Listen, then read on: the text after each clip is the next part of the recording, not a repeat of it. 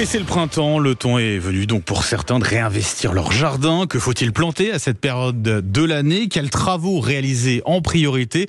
Pour en parler avec nous, Mickaël Lebray, bonjour. Bonjour. Et bienvenue sur Sud Radio, merci d'être avec nous ce matin. Vous êtes jardinier, responsable des collections végétales chez Promesse de Fleurs. Alors dites-nous tout, c'est quoi la priorité du moment? Préparer le terrain ou on commence déjà à planter?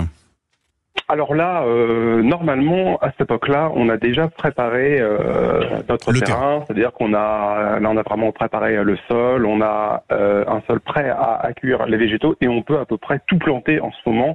La grande saison, là, ça démarre, ça y est, c'est vraiment la plantation des plantes vivaces. Hein. C'est à cette époque-là qu'on va les installer. Les plantes vivaces, hein, ce sont ces plantes perpétuelles hein, qui vont fleurir chaque année, qui se présentent en godet. Ça va être les achillées, les sauges, les géraniums vivaces aussi. Donc tous ces végétaux-là, ça y est, on peut les installer au jardin.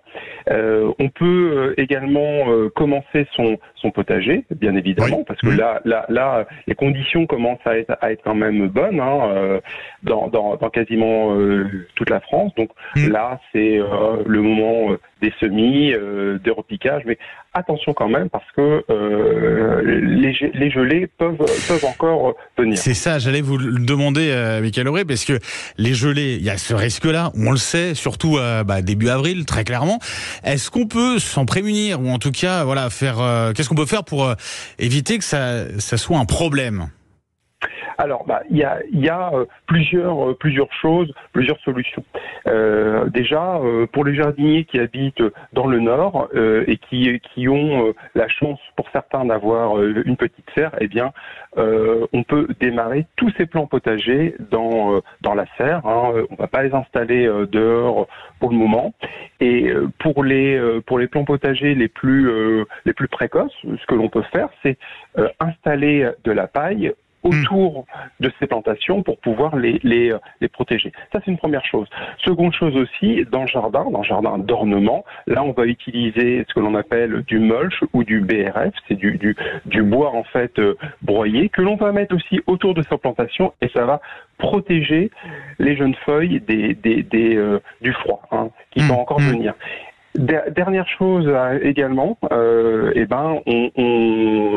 fait très attention à la météo en ce moment parce que il peut y avoir des gelées printanières en avril et donc pour les arbustes et notamment les arbustes fruitiers qui, on sait, sont quand même très fragiles aux gelées printanières, là on va installer ce qu'on appelle un voile de forçage. Hein. C'est un petit voile semi-transparent que l'on va mettre le soir pour protéger justement les jeunes fleurs et donc les fruits de ces gelées printanières. Il y a des choses aussi à préciser. Alors, on est en période de nidification pour les oiseaux. Ça commence. Ça veut dire que notamment sur les haies, attention, c'est pas le moment de les tailler quoi, en ce moment. Eh ben voilà, c'est ça. Il y a une réglementation qui interdit aux jardiniers de tailler sa haie du 1er avril jusqu'au 31 juillet. Bah voilà, tout simplement parce que les oiseaux nidifient. On ne touche pas à sa haie et passé le 31 juillet, là, on pourra sans aucun problème la tailler. Donc attention, hein, il reste encore quelques jours pour la tailler et après c'est terminé. Ce sont les tout derniers jours. Pour ceux qui n'ont pas de jardin, Mickaël Lebray, qui sont en appartement, en ville, mais qui veulent fleurir leur balcon, qu'est-ce qu'on peut leur conseiller ? Alors, il y a beaucoup de choses qu'on va pouvoir leur conseiller, justement, parce qu'une multitude de plantes peuvent se cultiver en pot ou bien en balconnière, à commencer par les plantes annuelles. Faut savoir que les plantes annuelles, ce sont des végétaux qui fleurissent beaucoup, qui poussent très vite. On les installe, on va commencer à les installer d'ici une quinzaine de jours.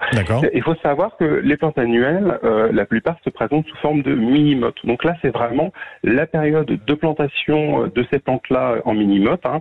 Ce sont des plantes en fait qui ont été semées, qui sont vraiment toutes petites, mais qui ont une capacité de croissance qui va être vraiment très forte. Donc pour ces jardiniers-là, pour les jardiniers urbains, c'est vraiment le type de plante que l'on va recommander pourraient être plantés en ce moment. Michael Lebray, un grand merci pour tous ces conseils. Je rappelle, vous êtes jardinier responsable des collections végétales chez Promesse de Fleurs. On salue d'ailleurs au passage tous les jardiniers. Il y en a beaucoup en France. Merci beaucoup, Michael Lebray. Bonne journée à vous. Merci à vous, bonne journée.